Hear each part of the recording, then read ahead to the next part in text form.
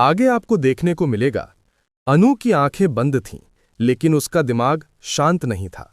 उसे अपने पिछले जन्म की धुंधली तस्वीरें दिखने लगी थीं, एक भव्य हवेली, रेशमी कपड़े और किसी की परछाई जो उसे घोर रही थी। ये यादें एक तेज सरदर्द में बदल जाती हैं और अनु की चीख निकल जाती है। ये यादें इतनी हावी हो जाती हैं कि अनु खुद पर काबू खो बैठती है। वो समझ नहीं पाती कि क्या हो रहा है। बस एक अनदेखी नफरत और एक अजीब सी कशिश उसे आर्यवर्धन के घर की तरफ खींच ले जाती है। वो लगभग दौड़ते हुए बदहवास हालत में आर्यवर्धन के विशाल बंगले के गेट तक पहुंच जाती है। वहां खड़ा गार्ड उसे फौरन रोकता है। ए लड़की, रुको, कहां जा रही हो? अनु एक झटके से रुकती है। वो गार्ड को ऐसी आंखों से घूरती है कि गार्ड भी एक पल के लिए सहम जाता है। ये आंखें अनु की नहीं थीं, ये सदियों पुरानी आग लिए हुए थीं।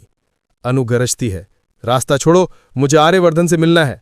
गार्ड भी अपनी ड्यूटी पर पक्का था। कौन हो तुम? नाम क्या है तुम्हारा? ऐसे किसी को अंदर नहीं जाने दे सकते। तभी अनु के अंदर जैसे कोई और ही बोल उठता है। वो उस आलीशान घर को घृणा भरी नजरों से घूरती है और चीखती है, जाकर कहो उस कायर आर्यवर्धन से, राजनंदिनी आई है, उसकी मौत बनकर लौटी है राजनंदिनी। ये नाम, ये गुस्सा और ये नफरत, ऐसा लगता है मानो वो आर्यवर्धन को जान से मार देगी। लेकिन 2 जन्म का ये बोझ, ये तेज यादें और ये बेइंतहा नफरत, अनु का नाजुक शरीर इसे संभाल नहीं पाता।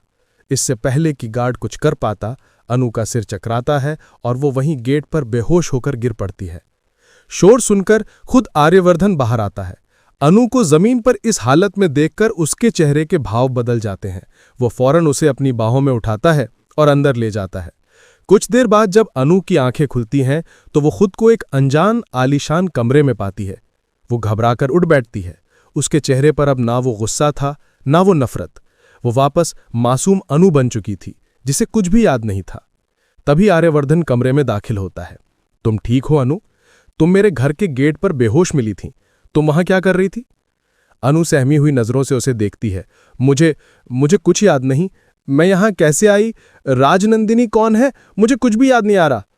एक तरफ अनु जो सब भूल चुकी है, दूसरी तरफ आर्यवर्धन जिसकी आंखों में कई गहरे राज दफन है।